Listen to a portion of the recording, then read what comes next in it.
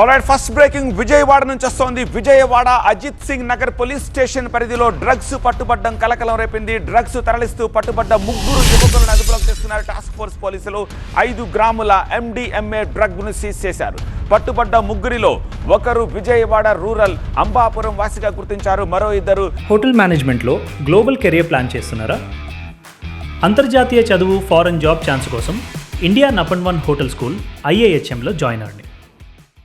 గుంటూరు విట్ కాలేజీకి చెందిన విద్యార్థులుగా తేల్చారు. హైదరాబాద్ నుంచి డ్రగ్స్ తెచ్చి విక్రయిస్తున్నట్టుగా గుర్తించారు పోలీసులు.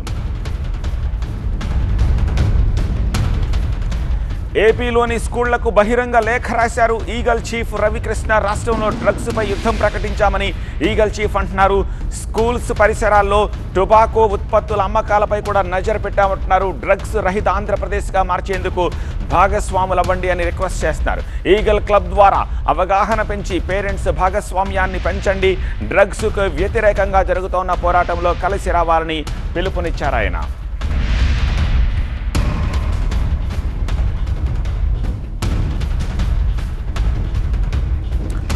దీనికి సంబంధించి మరింత సమాచారం అందించేందుకు విజయవాడ నుంచి మా ప్రతినిధి వసంత్ ప్రస్తుతం మనకు లైవ్లో సిద్ధంగా ఉన్నారు. వసంత్, ఈ డ్రగ్స్ ఎలా పట్టుబడ్డాయి, ఈ విషయం ఎలా వెలుగులోకి వచ్చింది, ఎవరా 3, పోలీసులు ఏమంటున్నారు?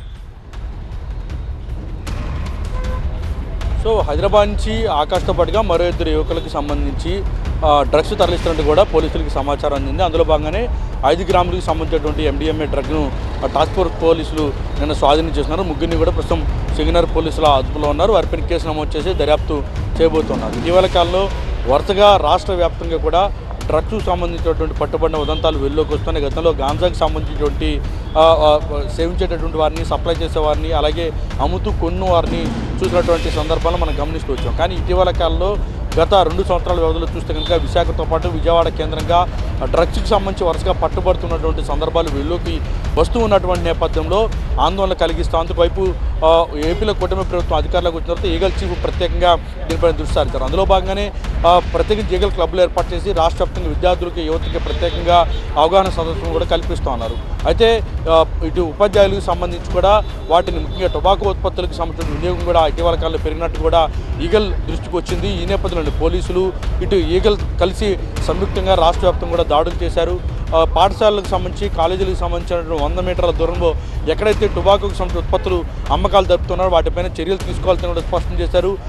ముఖ్యంగా స్కూల్స్కి సంబంధించినటువంటి యాజమాన్యాలు దీనిపై ప్రత్యేకంగా దృష్టి ఎక్కడైనా అనుమానాస్పదంగా కనిపించినా, విద్యార్థులు పెడదో పడుతున్నట్టు కానీ సమాచారం అందినా, టొబాకో ఉత్పత్తులు సేవిస్తున్నట్టు ఇటు ఉపాధ్యాయుల దృష్టికి వస్తే కనుక తక్షణమే ఈగలకి సమాచారం అంటూ కూడా ఆయన ఆ లేఖలో కూడా పేర్కొన్నారు. తల్లిదండ్రులను ఇందులో భాగస్వాములు చేయాలి. అతి చిన్న వయసులోనే విద్యార్థులు ఈ యొక్క టొబాకో ఉత్పత్తులకు సంబంధించి వినియోగించేటటువంటి పరిస్థితులు ఇటీవల కాలంలో వెలుగులోకి వస్తున్నాయి. కాబట్టి వాటి విషయంలో దృష్టి సారించాలంటే కూడా ఉపాధ్యాయులకు రాసినటువంటి లేఖలను చాలా స్పష్టంగా పేర్కొన్నారు. ఇటీవల జరిగినటువంటి రైట్స్ను కూడా ఆయన అందులో ఉదాహరించినటువంటి పరిస్థితి అయితే ఉంది. ఇక డ్రగ్స్కి సంబంధించినటువంటి ప్రధానంగా అన్ని కాలేజీల్లో కూడా ప్రత్యేకించి ఈగల్ క్లబ్స్ ఆధ్వర్యంలో అవగాహన సదస్సులను ఏర్పాటు చేస్తున్నారు. ముఖ్యంగా MDMA, సింథటిక్ డ్రగ్స్తో పాటుగా కొకైన్ కూడా ఇటీవల కాలంలో సీజ్ చేస్తున్నారు. ఇటు ఆంధ్రప్రదేశ్లో ముఖ్యంగా చాలా ప్రాంతాల్లో, ఇటు విశాఖతో పాటుగా ఇటు విజయవాడ లాంటి కీలకమైనటువంటి ప్రధాన పట్టణాల్లో, ఇటు గుంటూరుకు సంబంధించిన ప్రాంతాల్లో కూడా డ్రగ్స్ వినియోగిస్తున్నటువంటి పరిస్థితులు వెలుగులోకి వస్తున్నాయి. కాబట్టి ఈ వ్యవహారంలో అంత తేలిక తీసుకోకూడదని ఇటు రాష్ట్ర ప్రభుత్వం, ఈగలు కూడా భావిస్తాం. అందులో భాగంగానే రాష్ట్ర వ్యాప్తంగా కూడా పెద్ద ఎత్తున ఈ దాడులు కూడా చేస్తూ ఉన్నారు. రైట్ వసంత్.